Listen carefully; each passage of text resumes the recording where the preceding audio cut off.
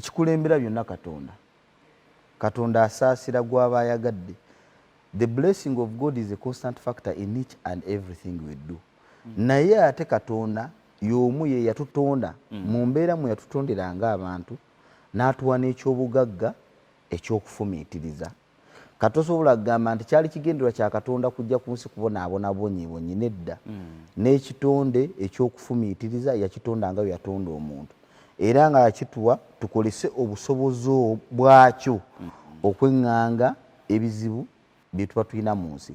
N'olw'ensonga eyo omuntu wakulembeza okufumiitiriza mu bulamu avuunuka ebizibu by'aba asanze.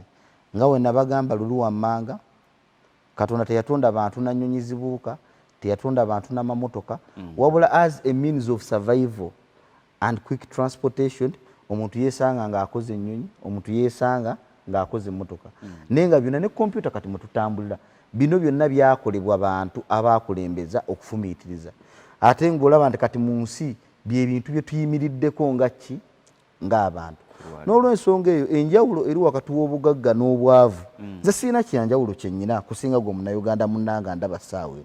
Ffe be bamu ntambuza emikono amagulu abiri, nyina emikono ebiri nga ggwe, nyina omutima nzisa, era n'okufa nkola ki? Nfa, tufa kyenkanye. Naye kino ekyokufumiitiriza nzize nkigamba Bannayuganda bannange naye lwa nsonga bakitwala ng'ekyokusaagiriza. Kitwangwira nali nsoma akatabo kana aka Success and Failure based on reason and reality. Obuwanguzi bwoba okulemererwako kwesigama kukkiriza kyoli n'okisamu n'amazima. N'owandiika akatabo akampangula mu byonna. Simanyi kamera oba osobola okukafuna. Akatabo aka Reason as the World Masterpiece. Okufumiitiriza ye ntabiro ye namuziga esobola okutambuzibwako obulamu bwo bwonna. Mu kubyogera tubyogera osobola nti okwefumiitiriza reasoning byangu okwogera. Naye Munnayuganda walaga nti nange ndi mu kwefumiitiriza naye bye sinnabituukako. Hamisi Kigundo alowooza ffe tetwefumiitiriza tetureasoninga. Kati awo nnyini nyiwe mba ntandikira. Omanyi nagenda ne gamba nti okulimba si kibi. Naye w'otandika okukkiririza mu birimbo byo ofuuka wa bulabe nnyo eri ggwe ng'omuntu. You see, with reason the end justifies the means. Nabagamba reason looks at that done rather than that ought to be done. Gwe lugonvu okutegeera nti ekkubo ly'okutte lyettuufu okuleeta owahaamu obeera mu mativu era ng'okakasa nti ly'okutte singa oba okoze eki oba otuuse. Ekyokutuuka wano kye kiraga nti ekkubo ly'otuuse ki tuufu. Tosobola kugamba ng'okyali mu kkubo nti lyekutte lyettuufu nga tonnakola ki nga tonnatuuka. Kati tosobola kwerimba nti nfumiitiriza naye ate sinnafuna. Kiba kitegeeza tonnakola ki tonnafumiitiriza. Ekyokubanga toyina kyekiraga ti tonnafumiitiriza kimala kweŋŋanga ebyo bizibu by'osanze mu bulamu bwo okulaba engeri gy'okola ki gye weesitula. Lwa nsonga okwekkiririzaamu n'okutekinga self responsibility it is an element of reason. Kati Bannayuganda agenda n'agamba nti neggwe haamu otulimba. Ku myaka 37 gye tulaba gy'oyina nga tukoze gwavudde wano e Kalungu ewaffe Masaka sente ozikoze ddi? Kati omusajja asinga obugagga mu nsi nga olaba Zuckerberg alina emyaka 37. Waba Zuckerberg asobola okubeera nga omugagga asinga mu nsi ku myaka 37. Owakanirawa nti ate haamu ku myaka 37 tasobola kubanga akoze byakola ki byayina. Nze ekyobugagga kye nnyina kufumiitiriza. Amayumba gano nga wengayina ne kampani nga wozoogedde n'owoobijjawo n'ondekera okufumiitiriza. Mba nkyasobola obikola ki okuddamu n'embizimba kuba seerimba. Tunuulira embeera eyo mwemba ndi ne kyemba nnyina ne kyesiina. I look at my strength and my weakness. Nentegeera nti nkolesezza ntya embeera we nnyimiridde okulaba nga nesitula ki ng'omuntu. Nagamba Bannayuganda balina obuzibu bumu. Abasinga baagala okubeera ne capital gwe balowooza miliyoni 10 miliyoni 2. N'akwata zino 10 z'ayina n'ataziwa the respect and attention zeetaaga. Osobola kukola n'ekyo ky'oyina ofumiitiriza okusinziira ku kiriwo si ku ky'olowooza. Presumption is a very limiting factor of reason. Kati njagala okukolesa olulimi olusaamusaamu omuntu lwatasobola kugamba nti haamu avudde oba wanaaduula. Naye ate we mba nagamba okufumiitiriza nyino kikuwanga we kikola ki? Omuntu taba mwavu aba tannafumiitiriza kimala kweŋŋanga bizibu biri mu bulamu bwe okulaba ng'akola ki nga Yesu. Obwavu si kyekizibu kya Afrika oba ne Uganda okutwaliza ewamu n'abantu ng'omuntu kinnoomu. Butafumiitiriza kyekizibu. Obwavu it is just a byproduct ey'obutafumiitiriza. Ng'omuntu w'anaabeera tugeze alina obulwadde bwe oba siriimu oba ki, ekizimba oba ekisipi oba rashi efuluma as a symptom of obulwadde buli. Kati obulwadde butafumiitiriza, obwavu si bwe bulwadde. Okubeera omwavu okubanga nsula mu kayumba kasubi ka musoolini si kyekizibu. Mu nsi Katonda ffenna atutonda nga tuli bwereere nga tetulina kye tulina. Era muno waba azimbye amayumba nga mulaba waba afa ajja genda ng'ali bwereere nga yakola ki nga we yajja. Kyova olaba woba ofudde n'erinnya lyennyini tolisigaza, tosobola kugamba omulambo gwa Hamu guliwa oba ofuuse mulambo. Tuziika ddi oba tokyalina kyo. Omuntu waafa n'erinnya takola ki talisigaza. Kyova olaba ofuuka mugenzi, baba tebakyakuyita lugonvu.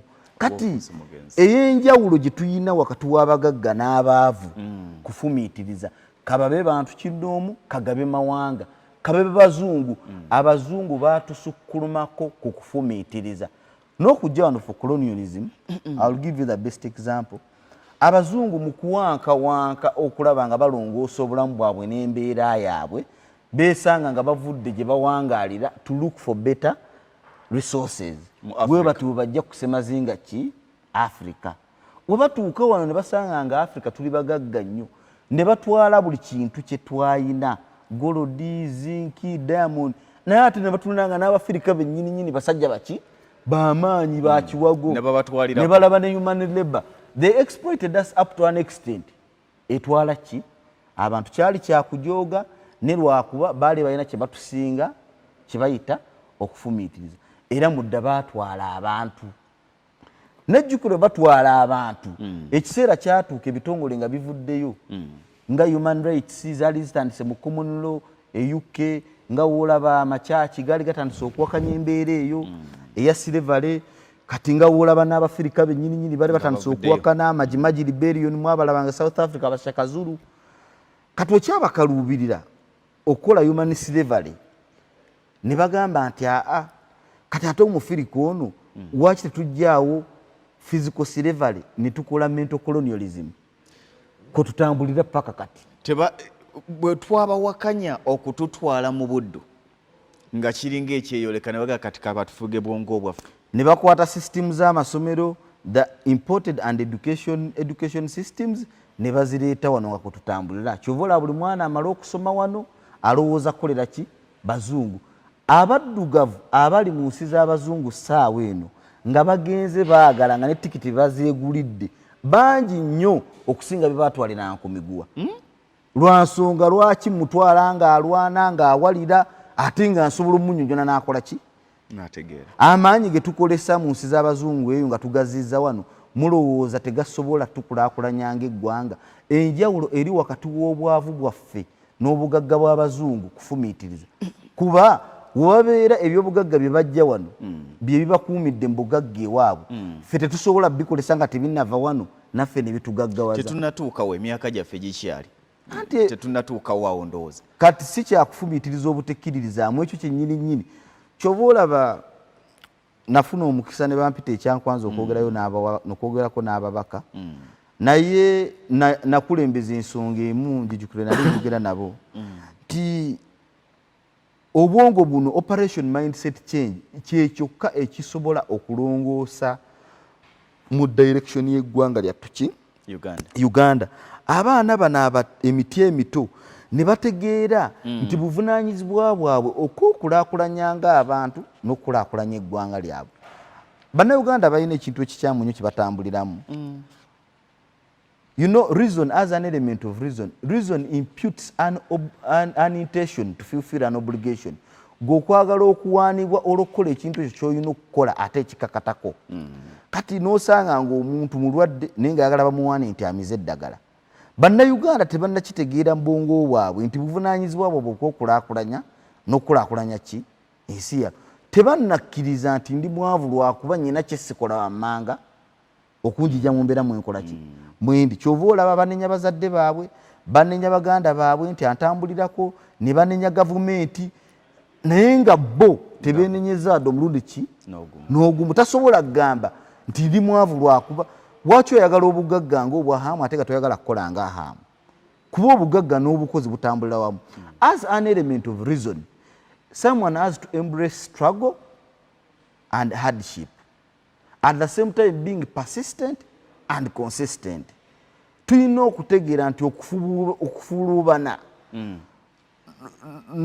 n'embeera embi it is part of the struggle gye tulina okuyitamu okutuukako kyetukola ki kyetwagala. Era munnayuganda munnange ali yandaba bw'oba olaba nga obulamu bwo bugonvu nnyo ekiyitiridde